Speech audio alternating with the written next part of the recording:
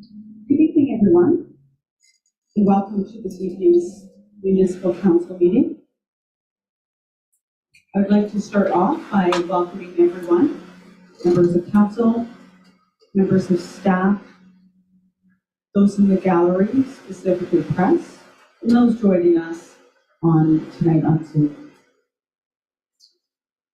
We will start by calling the meeting to order and noting the members present. And we will open with a land acknowledgement. We will begin this meeting by acknowledging that we are gathering on the land that has been inhabited by Indigenous peoples since time immemorial. We would like to recognize that we are in the Robinson Superior Cree Territory, and the land on which we are gathered today is the traditional territory of the Anishinaabe. Specifically, we acknowledge the neighboring community, Mishpat First Nation, for whom we have great respect. We also recognize the contributions of all Indigenous peoples, including the Métis, in shaping and strengthening the community and province of Ontario.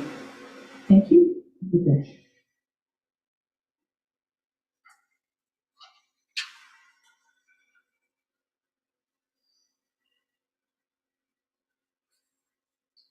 Item number 2, disclosure of pecuniary interest. Seeing none, we'll move on to item number 3, approval of the agenda. 3.1.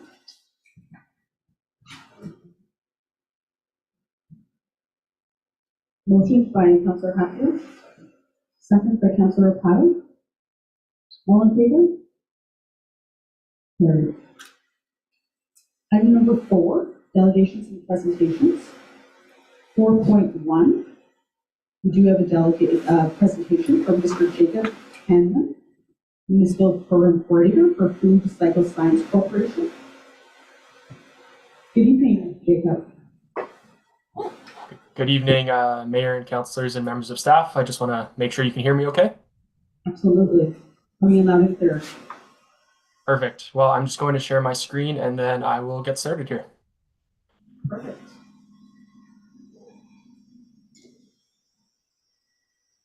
Okay, well, I just want to start by saying thank you very much for hosting me virtually tonight. My name is Jacob Hanlon. I'm the Municipal Program Coordinator at Food Cycle Science, and I'm excited to discuss a food waste diversion opportunity for the municipality of Wawa. I've spoken with a few of your staff members about our program, and some of you may be familiar with us as well. We typically have a booth at the various municipal conferences in Ontario. So it's nice to be in front of you tonight. And I'm just going to start by speaking a little bit about who we are as a company. So Food Cycle Science is a Canadian company. We're based out of Ottawa, and we are 100% focused on food waste diversion solutions. So we do this using our innovative technology called the Food Cycler. Our in-home food recycler is sold direct to consumers through partnerships with companies like Vitamix. But then we also put them in classrooms as well through some of our partnerships with not-for-profit organizations such as Eco Schools Canada. And then the reason I'm here is we put food cyclers into municipalities as an organic waste diversion program as well. So our municipal solutions help many small, rural, remote, and northern communities keep food waste out of their landfills. Currently working with 110 Canadian municipalities across 9 provinces and 2 territories. And we're truly a coast-to-coast-to-coast solution from small rural areas as well as medium-sized cities out in British Columbia to some of our northern communities in the Northwest Territories, and then many communities in Ontario who often face struggles with food waste management or where, for example, other programs like curbside collection is not necessarily the most economic option for them. We have many partners in Northwest Ontario. To name a few, Kenora, Red Lake, Hearst, as well as Espanola. Now, to speak about the problem with food waste, biggest issue is that it is avoidable. It accounts for a large portion of our household waste, and it's made up of mostly liquid, which is obviously heavy and unpleasant to deal with. And then in the wintertime as well, when it goes outside, it freezes, and it's just really not a fun thing to deal with. On top of that, when we put food waste in the landfills, it's responsible for generating some pretty harmful greenhouse gases. So all these factors make it so that food waste is a problem that has a pretty strong municipal impact. Now, one of the impacts to municipalities is since food waste makes up a large portion of our waste stream, it is causing landfills to fill up quickly. Operating a landfill is quite costly for a municipality, whether it's owned by the municipality or it's under contract with a private hauler. Those hauling fees are quite expensive as well. And at the end of the day, in terms of the environmental side as well, we want to extend the lifespan of our landfills for as long as we can. And then when we look at the environmental impact further, when we put organic waste in the landfill, it is in an anaerobic environment. It's squished between tons and tons of waste, and it doesn't have the necessary access to oxygen that it needs to properly break down. So when it's in that environment, it's producing methane gas, which is quite a bit more harmful to the environment than CO2. And then when we look at our communities, when we put food waste in the garbage, it causes odors, which is obviously unpleasant for humans, but it is attractive for animals like bears and raccoons and other vermin who like to go through our trash. So removing food waste from the garbage eliminates these issues and it reduces the overall volume of what's ending up in our waste stream and then in our landfill as well. So this can save on hauling and disposal fees, it can save space in your landfill, and it can definitely save residents as well on some hassle and any extra waste fees that they might face, such as bag tags. So we often get asked the question, haven't we solved this problem already? And yes, there are other solutions out there, such as green bins, but those are typically common in bigger cities and places with high population density and the right infrastructure. This can also be quite cost prohibitive and it can be quite operationally challenging to implement as well. Backyard composting, it's been around for a long time. Many people in your community might do this, and it is a great solution, but unfortunately, backyard composting is not feasible for everybody. It's certainly not a year-round solution either, and there's still the concern about bears and other animals getting into that backyard bin. And then finally, the easiest solution is to continue to landfill organic waste, but as I've touched on here, long-term impacts are costly and pretty harmful to the environment. So at Food Cycler, what we've done is we've proposed a different way to deal with our food waste. This really focuses on making it easy to deal with and right in our homes. So we've essentially built a small appliance. It's about the size of a bread machine, and you can put in your food waste. And this includes everything from meat to poultry, fish, dairy, even some small bones, as well as your typical fruit and veggie scraps. And then what you do is you push a button, and in 8 hours or less, typically an overnight cycle, you end up with a dry, odorless, nutrient-rich soil amendment that comes out, which can be compared to a fertilizer. The machine itself can be used anywhere that has a plug. Most people store it in their kitchen, in their basement, or if they have a heated garage, they'll put it in there. And on average, the Food Cycler processes between 1 and 3 kilograms of food waste per cycle. I mentioned each cycle takes less than 8 hours to complete, and it uses between 0.8 and 1.5 kilowatt hours of power, so similar to having a computer plugged in for a similar amount of time. In our municipal programs, these are the two machines that we offer to residents. Both machines are similar in their actual footprint of space that they take up, but the FC30 there on the left has a 2.5 liter capacity, while the Eco5 on the right has a 5 liter capacity. We recommend the Eco5 for households of 3 people or more, or residents who typically create a lot of food waste, but ultimately we leave it up to the resident to decide which model is best suited for their household. And then I'll just emphasize here with this visual, in the process that takes under 8 hours, typically overnight, there's about a 90% reduction in the weight and the volume of food waste. And not only that, the end product is actually full of nutrients and it's beneficial to soil health and to plant growth. So most residents in our programs, what they do with that byproduct is they put it into their garden soil. It can be stockpiled indefinitely in a dry place. So in the wintertime, residents will stockpile and then use it in their garden for their spring planting. But it can also be added into a backyard composter or a tumbler or green cone as well. It can be integrated into existing leaf and yard waste systems, dropped off at a local compost site. A couple favorites of ours as well are partnering up with a local farm or community garden, and the residents who don't necessarily have a use for the byproduct can donate their processed food waste to those locations and reincorporate that back into the community. And then it can also be added to a green bin where those services are available.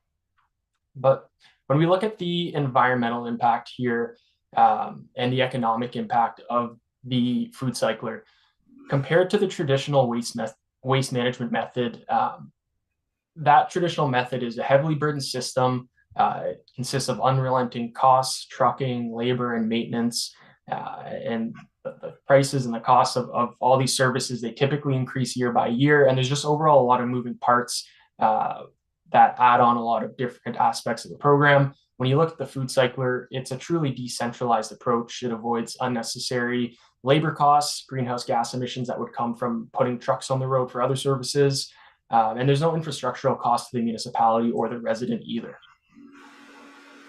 So one thing we've learned from working with our 100 plus municipalities across Canada is residents are actually quite interested in being part of this solution, whether they're in an urban or a rural area.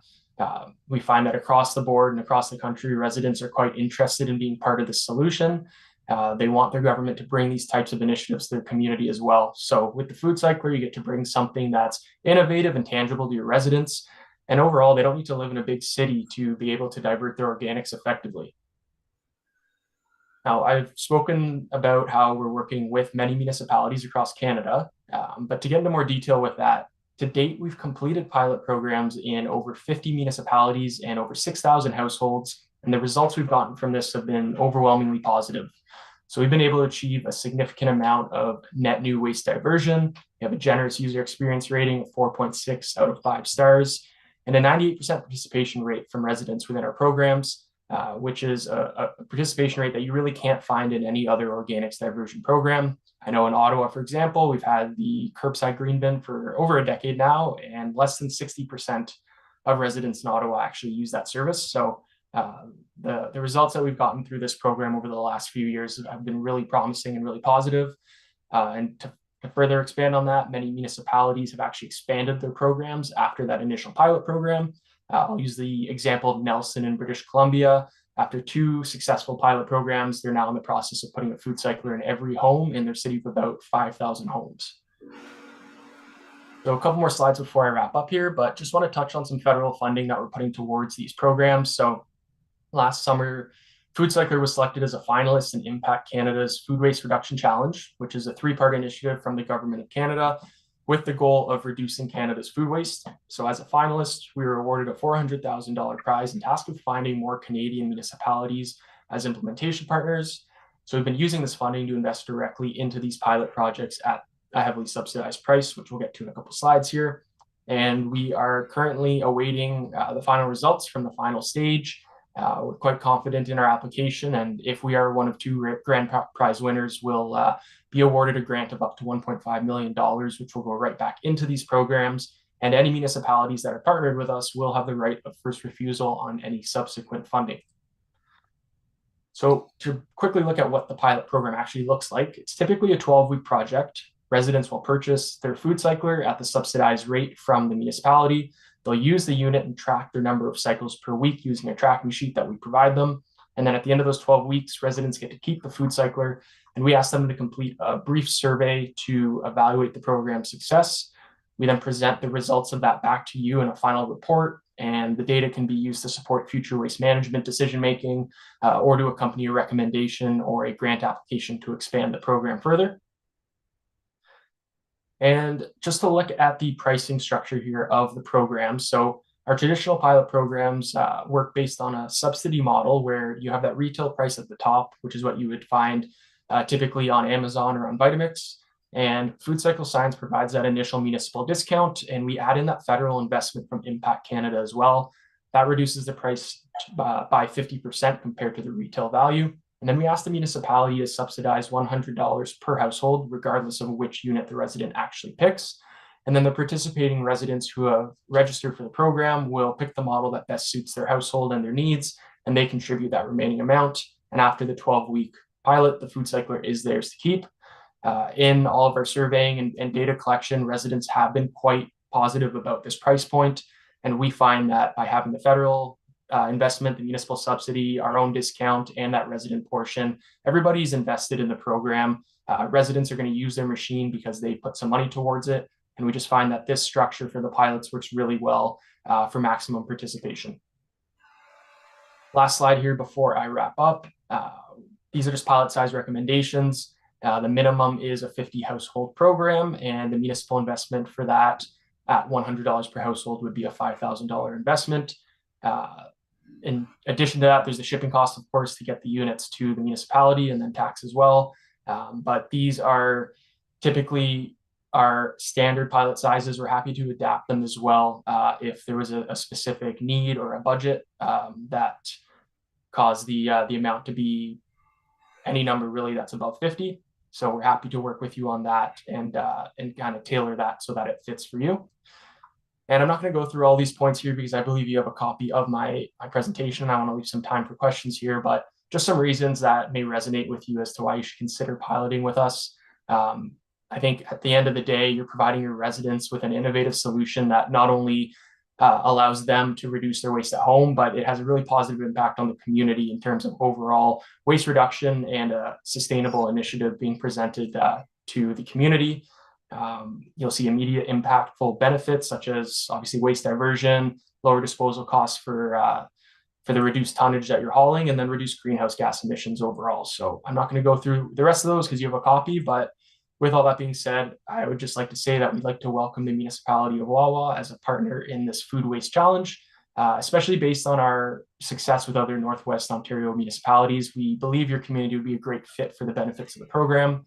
Today, I'm just asking that you kindly receive this presentation as information, and if there is interest in partnering with us on a funded pilot program, then I'd ask that you refer this to a staff member for a report and recommendation. So all that being said, thank you so much for your time and attention and allowing me to present, and I'm happy to answer any questions that you may have. Thank you very much, Jacob, for your presentation. It was very thorough. May I open up the floor to questions and comments from council? Councilor Cannon? I just have a couple of questions. Where do you stockpile in the winter? Thank you for the question. So typically residents will just store them in any kind of bucket or pail, like an orange Home Depot bucket, for example. And because the quantity is actually reduced by about 90%, the amount of food waste that you're generating in the wintertime being reduced, to 10% of that level, you may fill up one of those orange Home Depot buckets over the course of the winter. As long as it's stored indoors in a dry place, it's able to be stored indefinitely. And then when springtime comes around, that's when you can put it in your garden. Other times residents will if they're checking out to their backyard composter in the winter, for example, then they'll just put it in there and let it process further in there. Okay, and you also say in your where it costs the municipality and that and all the discounts, residents' cost is $150 for the smaller one and $300. Do they pay that? Yes, that's correct. So the resident pays that portion and that goes to us. And then the municipality provides that $100 subsidy as well. That is also paid to us. So it's basically a $100 per household cost for the municipality, which compared to any other organics diversion program, you won't get rates like that. And that's also just a one-time cost for the municipality as well. It's not an annual fee or anything like that. And then same with the residents. They're getting a $500 or $800 to some it's an appliance, to others it's a food waste diversion solution, and they're getting that for quite a reduced price as well. Thank you. Pretty interesting. Thank you. Are there any other questions or comments from council? Seeing none, I would like to thank you again, Jacob, for your presentation. I'm not sure if you were aware of the conversations through staff, but this was reducing our waste as well was a very hot topic brought forward from our residents during municipal candidates night and through other avenues of community engagement. So it is something that council accepts with great interest. And I know that the community will be very receptive. I did have an opportunity to speak with the community of Juberville, as they piloted a similar waste diversion program, and I've heard very good things. So, and I understand that the Township of Fontaine is also on their list, which I believe that our neighbors speak very highly of this innovative solution. So, with our landfill, we have great interest in taking care of our landfill. So, we definitely will receive this presentation as information, And I believe that our assistant infrastructure director will speak to us about this in the future. Perfect. So if there's nothing further, I think we'll be ready to move on. Wonderful. Thank you very much, Jacob. Thank you very much, and enjoy the rest of your evening. You as well.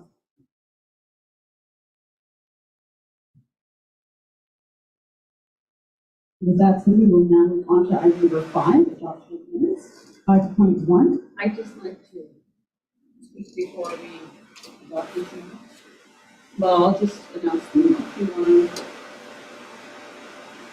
to. Item number 5, adoption of minutes. 5.1, committee of the whole meeting, Tuesday, November 7th, 2023. You should get a mover seconder deck open for the comment. Councilor O'Connell, may I have a seconder? Councilor Hatfield? Now that the item is open on the floor, is there any questions or comments? Sorry about that, Mayor. I would just like to amend the minutes so that it is put in there that this is just a draft capital budget and not a capital budget. In which section are you referring The 6.1 where it talks about the Valley Park Bridge being put into the capital budget. We haven't adopted the capital budget, so I would like to just say that it's a draft capital budget at this time. And I see staff reviewing it. And go next and the minutes as requested. Then the resolution should be, sorry, Mayor, just to coach, approve the agenda, the minutes of these As items amended. as amended. All in favor?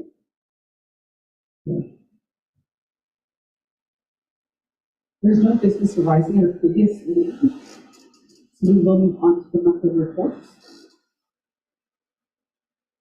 Item 7, so what we have decided, sorry, I'll just backtrack a little bit, is what we had decided and agreed upon was that council would bring any questions and have the opportunity to ask staff at this time of any of the material that they've read.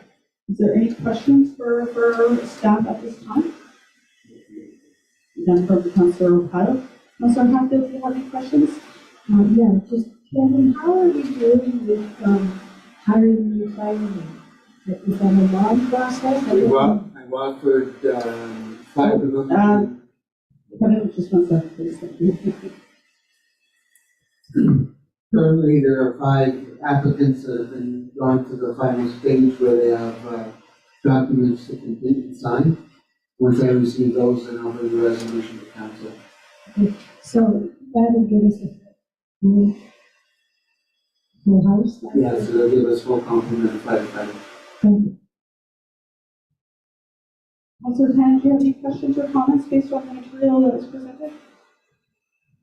I just have one for Manuela about the building condition assessment. You say it's going to come to council. Is that soon?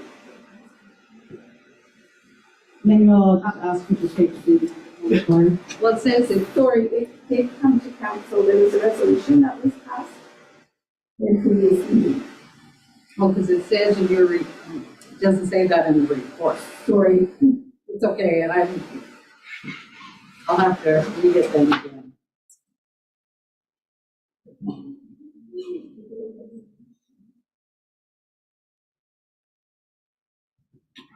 Sorry, I'll clarify on that. When we originally got the report, we did a resolution accepting the report. I think what I had talked about in the report was that in the future, there would be more explanation and some detail provided to council that maybe didn't get from the original.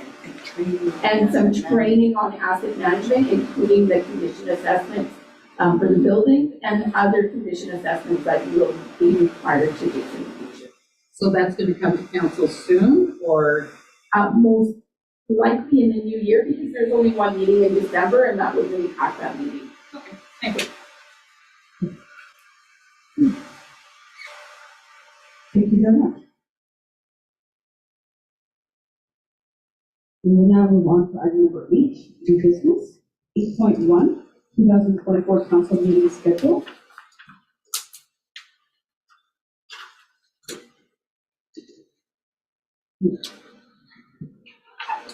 Thank you, Mayor. It's normal at this time, near the end of the year, that we present to council a regular committee of the whole schedule of meetings for 2024. Note that it is a normal schedule. We don't include a meeting on January 3rd. The staff returns after holiday break. So we don't have time to adequately prepare for a council meeting on the first Tuesday of January, so it's not included. The next month is April. April only has one regular meeting of council. The meeting would have been held on a Tuesday after staff have the Easter, March 30th, and Monday off, so that first meeting is not included in your schedule for 2024. And as normal, we always only hold one meeting in July and August. We try to select the middle Tuesday, and one meeting in December, all else is the same. So if council has no objection, we'll put a resolution to the December 12th regular meeting for approval. Thank you very much, Maureen. Is there any questions or comments based on the 2024 schedule? We are hearing no objections to the tentative or the proposed council meeting schedule. We look forward to receiving the resolution on December 12th. 8.2, update to the emergency plan. Thank you, Mayor. Excuse me for the delay. Thank you, Mayor and Council. Every year, municipality shall review its emergency management plan and undertake a number of activities that include having an annual training and exercise to make sure that we are regularly preparing for emergencies. So tonight, one of the activities that's mandatory is to send a compliance report to emergency management that basically sets out that the municipality has met all the laws and regulations regarding the emergency management system we have in place. One of those activities is to update our emergency plan, of which staff have reviewed, made comment, and shared with our committees that are involved in emergency management.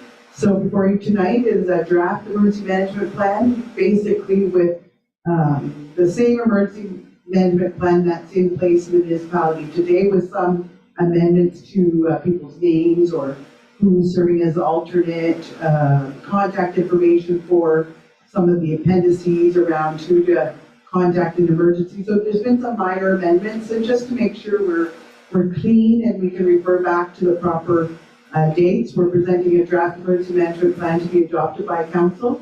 Council certainly has opportunity to review it. It has undergone a pretty good review of staff, but this will be required to be adopted so we can advise the ministry that we're in compliance.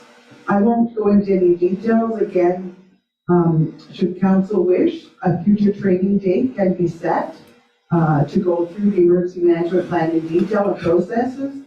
But the mayor is the designate in the emergency plan process to attend meetings and represent council on the emergency management committee.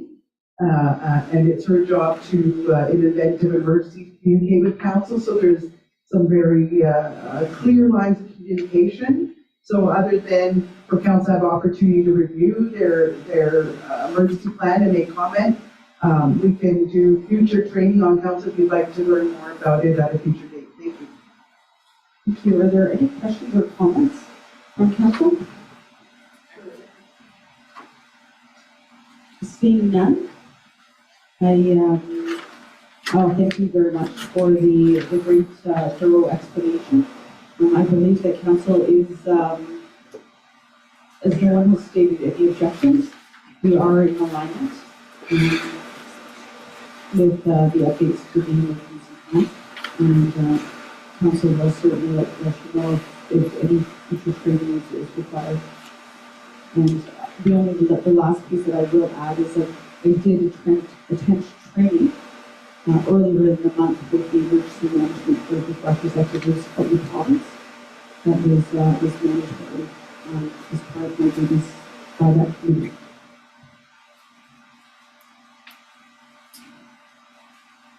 And we will now move on to item 8.3, road name change, High Falls Road. Mr. Patterson, the floor is yours. Thank you. So I'll keep it brief for council because it's relatively simple. We have a pile of tourists every year who get lost trying to go to High Falls because they go down High Falls Road instead of scenic High Falls Road, and I think everybody can see where the confusion would come from. So the idea here is to rename High Falls Road after the tourist destination that actually is at the end of that road, which would be Scott Falls.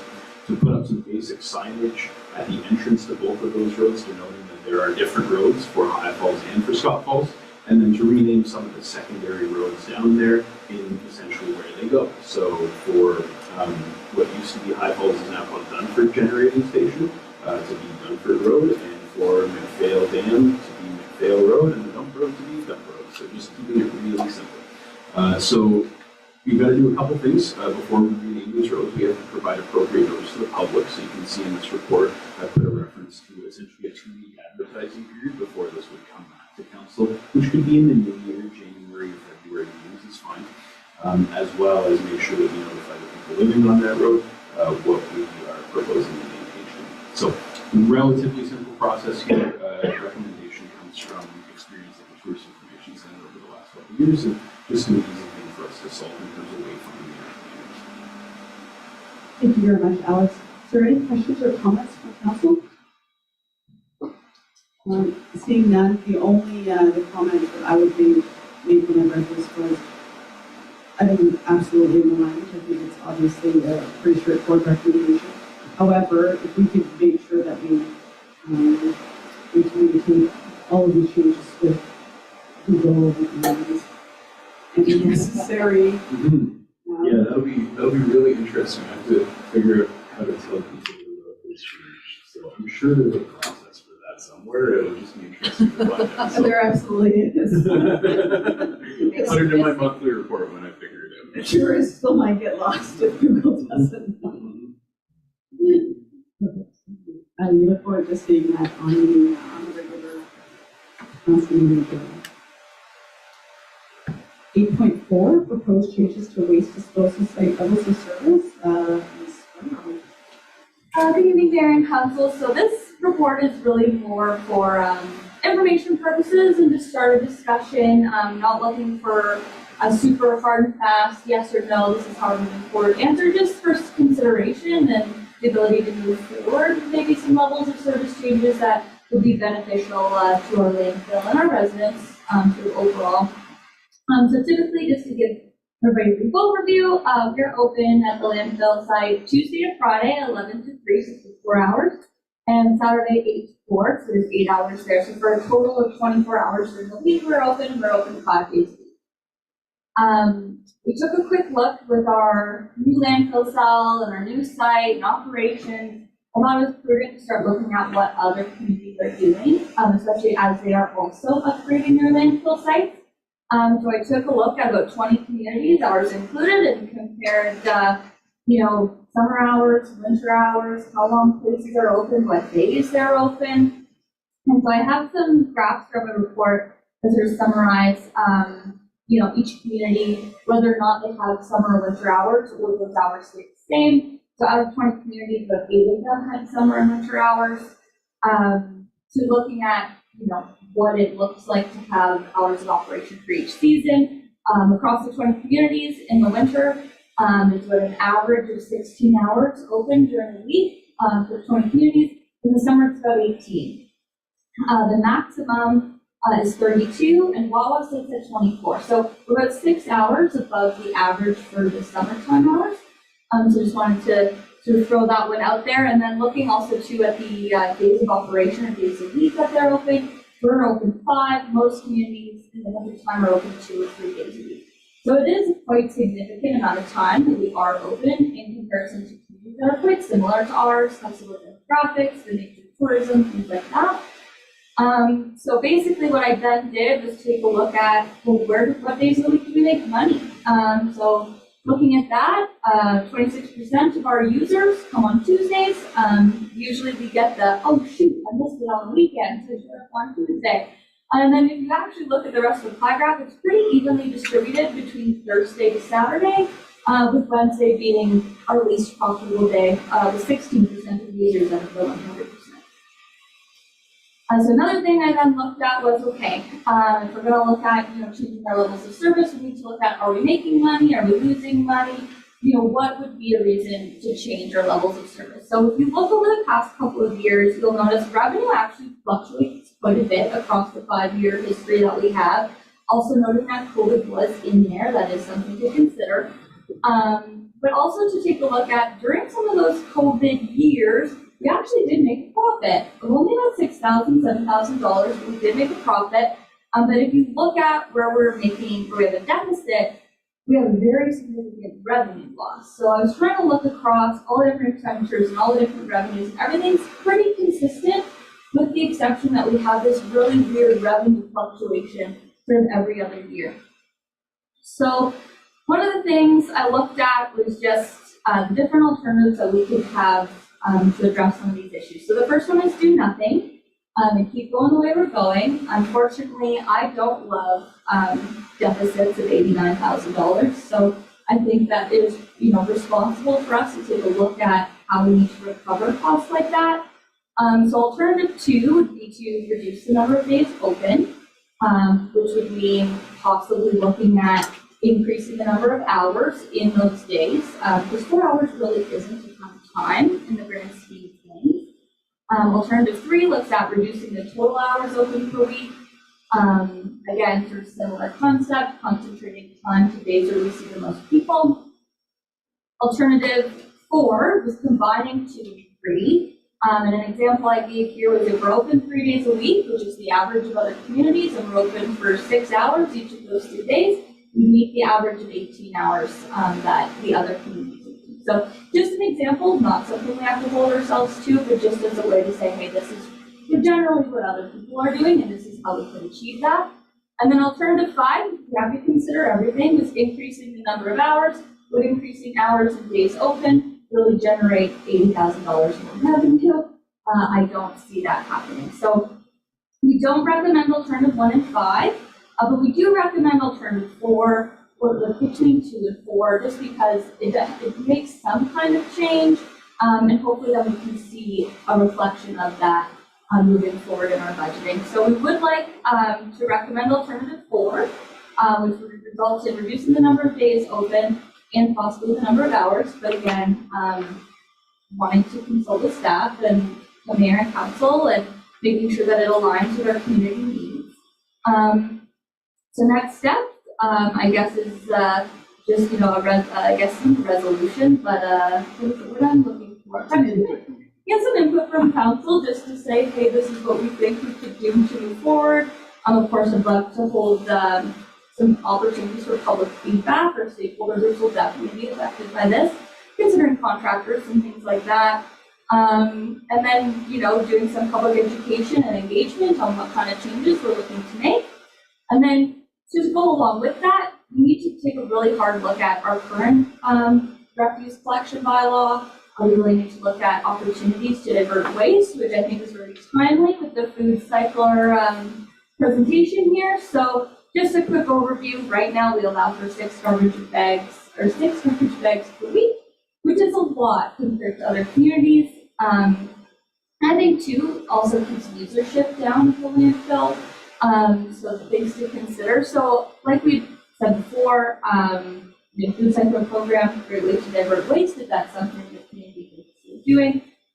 We do currently have electronics recycling, we do metal recycling, we also recycle tires, but we do need to look at large furniture, perhaps looking at a mattress recycler. I've never seen so many mattresses in my life. Large couches, things like that, if we can find a way to divert that way, so we'd love to try it. Again, our refuse collection contract agreement is coming due, looking at alternatives for recycling plastics and glass. And again, just ultimately, we've invested a lot of money into this new landfill site, and I think it is socially, economically, and environmentally responsible for us to look at other alternatives. for the longevity of this landfill site, because our residents deserve it. So I'm just hoping that I get some support from council to continue on this path and hopefully come up with some new programs that we can start to divert waste from. Thank you very much, Rebecca. Are there any questions or comments from council? Councilor Cannon? I think it's great that you're looking into how to reduce, especially compared to other communities. Like I've been in other communities and they don't get the service like we provide. I mean, even in the wintertime, like you suggested at one, even not as much pickup because it freezes in your garbage can. So you're not going to get any animals in it. And with this new idea that they presented tonight, that's going to reduce it even more. So I think going forward, you're doing the right thing. I agree. Thank you, Councilor Cannon. Councilor O'Connell? Cutting the hours, you're not going to save that much more money anyway. It's not that much more money in wages, right? It's more as how much we actually put in. And time out, it's going to be more. So wages with increases and things like that with COLA, and we are finding that the amount of time staff is spending, the amount spent on staff being up there is driving up some of the costs associated with running the landfill. You're just cutting the hours a little bit. I'm just referring to the hours you're cutting. I think you need to explain that it's not just the attendant, it also affects the rest of the staff. See, I just thought that you're just closing it down to Joe Public, and that's. No. So part of that too is the fact that with this new site, there is going to be more time spent on snow removal to improve access to that new area that residents will be using to access the bins. It's not, like I said, it's not just the part-time staff member. Their wages are relatively stable. It's looking at how to remove snow in the long term. It's looking at how often you have to dump those bins. With where we're going right now, they've filling up quite quickly, really frequently, and so we have staff out there almost daily now to go make sure those bins are good. If not, we're spending some time to go and dump them, and then from there, we have to send an operator out to go and compactor to make sure it all gets flattened out so that the garbage truck can come in and make sure that they get their piles dumped as well. So there's a lot more to it operationally now that we've sort of separated the public. And so by doing that and reducing and concentrating efforts to certain days, we're hoping that will assist with cutting the amount of time staff actually has to be out there and operating the site. Okay. Councilor Hatfield? So I think based on the comments that other councilors made, I'm certainly aligned with staff continuing to investigate efficiencies, how we can improve efficiencies at the landfill. Sustainability is so important for this type of facility. And certainly as our budgets continue to be constrained, we have to be in a position where we're seeking every single efficiency possible. So certainly we're definitely investigating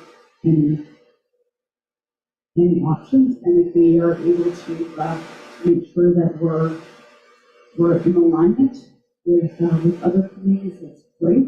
But certainly my preference is that we continue to innovate it. When we consider ourselves a community that other communities will aspire to. So if we can be a leader of the pack, that's my preference. So rather than a competitor. So let's aim for that. Awesome. Thank you. Okay, thank you very much. You don't need anything else from us. I think that's it. Item 8.5, memo, Marina Facility Inquiry. Mr. Patterson, the floor is yours. Thank you, Mayor. So I received an inquiry from a councillor regarding the marina building. So to be specific, this is the facility at the marina that can be considered the only restaurant or the wash. This is the building that has been closed since the flood of 2018. The question was, I'd like to see where the building at the marina is condemned. Please have a report for me. So I've provided council with two documents. The first document being the estimate to remediate the facility, which was a quote received. The second document being the insurance company's assessment of essentially that quote versus the value of the property insured. As you can see, those two values are different. The insurance company deemed that the building was not worth the quote, and so they wrote off the facility. When the insurance company wrote that off, staff basically took the rest of that money, which ended up being $22,000 after the deductible, and put that into the arena budget and started to make plans for replacement of the facility, which, as council knows, was contingent on receiving small craft harbors funding, which we are very, very close to receiving and should receive sometime in the next couple months. So we were trying to shed some light essentially on the facility, the process followed in 2018-2019 for why the facility was written off, and the future planning, which is essentially to build a much smaller facility that is aimed at specifically providing the services that we're looking for at the marina and washrooms in a way that we can do so safely in a floodplain, so having something that is relatively easy to maintain after flooding happens, which has been happening every year for 10 years in my experience here. So certainly open to any questions and comments from council on that process. Thank you very much, Alex. Are there any questions, comments? Councilor Buckler? Alex, before I start into it, I do not hold you responsible for anything that you do. I wish it would have been dealt differently. I know it's too late to talk about what happened, but it could have been handled much better by previous CEOs and council. I'm terribly mixed up with what we did. You do a $25,000 deductible and you get 23, then you're doing all these parties that are costing you thousands of dollars, and you lose your flooding fee. Nothing made any sense to me. But I was just disappointed on how this was happening. Because I was on the committee, we just had to know exactly what happened. So this is why I asked you to do it. And thank you very much. Absolutely. And thanks for allowing me the time to put it together, and hopefully it does answer the questions. Are there any other questions from council? Councilor Cannon? You show pictures of when, of all the damage and everything. But that was taken, those pictures were taken after the winter and after. So was that building heated all that winter after the flood? So I'm disappointed, like Councillor Hatfield is, that maybe it could have been dealt with differently. And I certainly don't blame you. You're just following orders of council. But I think if something else could have been done I don't know if it could have been saved or not. I don't know that question, but we're not ever going to find out now. I mean, the damage has been done. I'm just disappointed. I think if it helps, there's a design issue with that facility because of the material it's constructed with.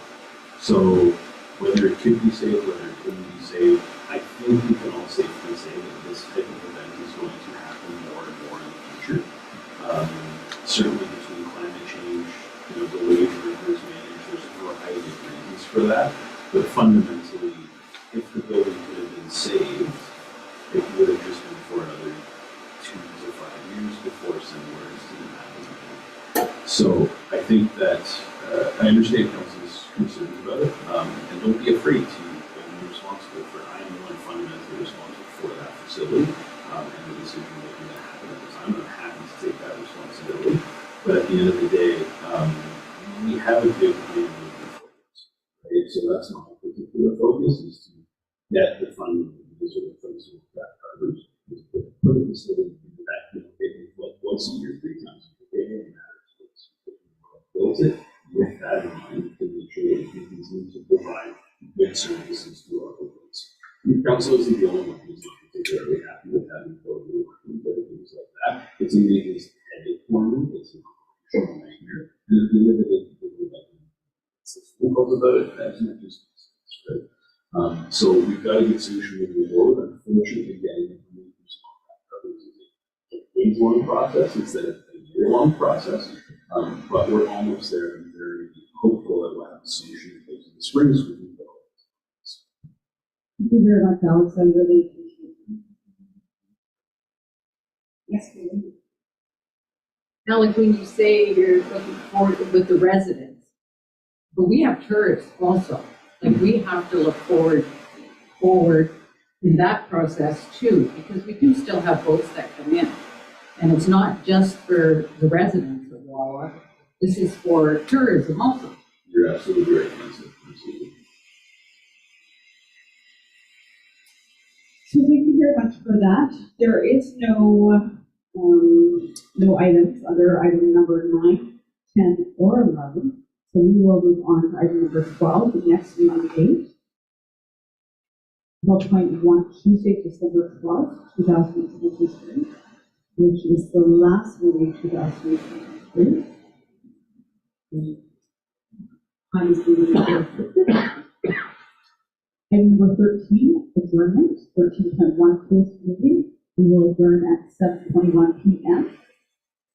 May I have a mover? Councilor Powell, seconder, Councilor Cannon, all in favor? Carried. We will now move on to our regular council meeting.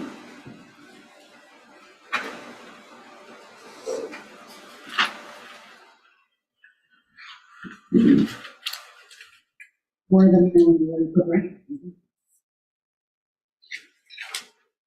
We will call this meeting to order and note the members present at 7:22 p.m. I would like to make an additional note that I regretted to make up the video of the whole meeting, that Councilor Hoffman did send his regrets. Disclosure of plenary interest. Seeing and hearing none, we will move on to item number 3, approval of the agenda. Moved by Councilor Hatfield, seconded by Councilor Cannon, resolved that the agenda for the regular meeting of council scheduled for Tuesday, November 21st, 2023 be approved as presented. All in favor? Carried. There is no delegations or presentation, so we will move on to announcements in the beginning of notice. There are many announcements on the agenda this evening for your reference. Is there any announcements that would be like to be made by a member of council? Seeing none, I don't have any this evening. And so we will move on to item number 6, adoption of minutes. 6.1, regular council meeting. Moved by Councilor Paddle, seconded by Councilor Hatfield, resolved that the following minutes of the meeting of council be adopted as presented. Minutes of a regular meeting of council held on Tuesday, November 7th, 2023, as contained on pages 1 to 8, inclusive of the minute book. All in favor? Carried. Item number 7, correspondence. There are only 2 items. Those are for correspondence. Maureen, is there anything that you want council to pay particular attention to this evening? Item 7.1, we're very fortunate that our senior center is provided with annual funding to operate as a senior active living center. So this is a letter from the minister saying your third quarterly payment will be coming, and just a note to council that we do receive support from the government for that. Just for interest on some of the bylaws coming for council, 13.5. That is to enter an agreement with the Northern Ontario Heritage Fund Corporation for funding assistance for the golf club. So we've received our agreement to be executed, so the actual contract is on the meeting tonight. Everything else I think council is aware of, but I did make an error. The adoption of the emergency management plan is on tonight's regular meeting. We do that because we want to make sure we get our documents into the ministry on time, so I apologize, I said next meeting, but it's on tonight. Thank you. Thank you for the clarification. We will now move on to item number 8, consent agenda. Moved by Councilor Cannon, seconded by Councilor Hatfield, resolved that the items listed under the consent agenda, 8.2 to 8.3, be approved as recommended. All in favor? Carried. Item number 9, staff record reports /memos, 9.1, Moved by Councillor Cannon, second by Councillor Hatfield, resolved that the Council of the Corporation of the Municipality of Wawa does hereby receive the following staff reports, memos, a copy of which is attached here to A, Infrastructure Services Department, October monthly report, B, Finance Department, October monthly report, C, Protective Services Department, October monthly report, Corporate Services Department, September and October monthly report, E, Community Services and Tourism Department, October monthly report, F, AP 2023-13, road name change, High Falls Road, G, RW 2023-16, proposed changes to waste disposal site levels of service, and H, AP memo, marina facility incurred. All in favor? Carried. Item number 10, business arising out of previous meeting. 10.1, accept staff recommendation. Moved by Councillor Cannon, second by Councillor Paddle, resolved that the Council of the Corporation of the Municipality of Wawa does hereby accept staff recommendation as contained in report ICMD 2023-23, applications made under section 357, and approve the applications made for reductions, cancellations, or refunds of taxes in accordance with section 357 of the Municipal Act as amended, and as per the corresponding impact response for the properties listed below. Roll number 5776 00005 124 0000 for the period from June 30th, 2023 to December 31st, 2023. Roll number 5776 00005 09100 0000 for the period from November 1st, 2022 to December 31st, 2022. Roll number 5776 00005 09100 0000 for the period from January 1st, 2023 to May 31st, 2023. Roll number 5776 00017 07900 for the period September 14th, 2022 to December 31st, 2022. And roll number 5776 00017 079 00000 for the period January 1st, 2023 to December 31st, 2023. All in favor? New business. 11.1, OPP discussion. Government. Moved by Councillor Pato and second by Councillor Cannon. Whereas the Corporation of the Municipality of Wawa has received from Infrastructure Ontario a formal response letter outlining municipal partnership options with Infrastructure Ontario and Ontario Provincial Police. And whereas the three options outlined were A, land contribution, 1, land contribution, 2, lease-based building only, 3, construct a turnkey building. And whereas the Council of the Corporation Municipality of Wawa has been provided with an overview of the three available options, and whereas the land contribution has been determined to be the most feasible option available to the municipality for the purpose of constructing an OPP detachment, and whereas the municipality has identified land which is situated on Highway 101 between the Tourist Information Center and the Ministry of Natural Resources, therefore be it resolved that the Council of the Corporation of the Municipality of Wawa does hereby direct the CAO clerk to develop and submit a formal proposal to Infrastructure Ontario for the land contribution option. All in favor? Carried. There's no notice of motion, so we will move on to item number 13, bylaws.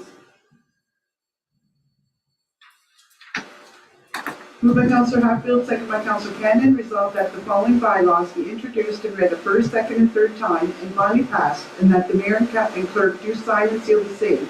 Any rule of this council to the contrary notwithstanding.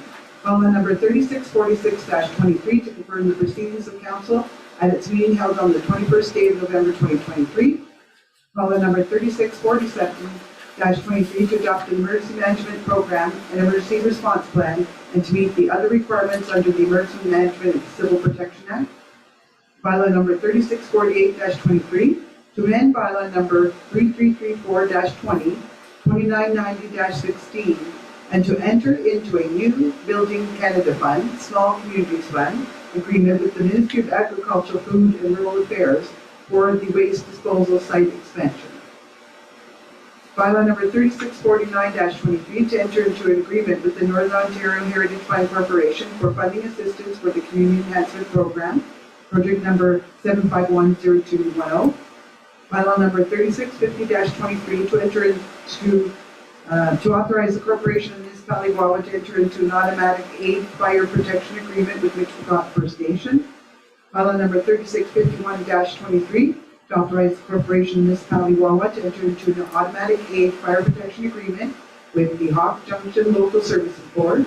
Bylaw number 3652-23 to authorize the corporation of municipality of Wawa to enter into an agreement with the corporation of the township of Dornbane for the provision of any personnel, service, equipment, or material during an emergency. Bylaw number 3653-23 to authorize the corporation of the municipality of Wawa to enter into an agreement with iSoft Technologies Holding Limited for the provision of a public notification system. Bylaw number 3654-23 to adopt municipality of Wawa policy number AD003 expense reimbursement policy.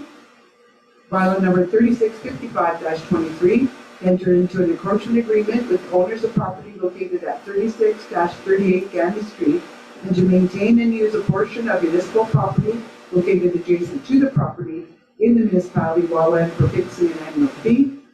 Bylaw number 3656-23 to authorize the corporation of municipality of Wawa to enter an agreement with Louisiana Pacific Wawa to provide fire protection services to the plant facility located on Highway 101, Wawa, Ontario. All in favor? Carried. There is no closed session and no items under item number 14, 15, or 16. The next meeting date will be Tuesday, December 12th, 2023, and we will move to adjourn at 7:32 p.m. Moved by Councillor Paolo, seconded by Councillor Cannon, resolved that the meeting close at 7:32 p.m. All in favor? Carried. Thank you, everybody, for your hard work this evening. Have a great night.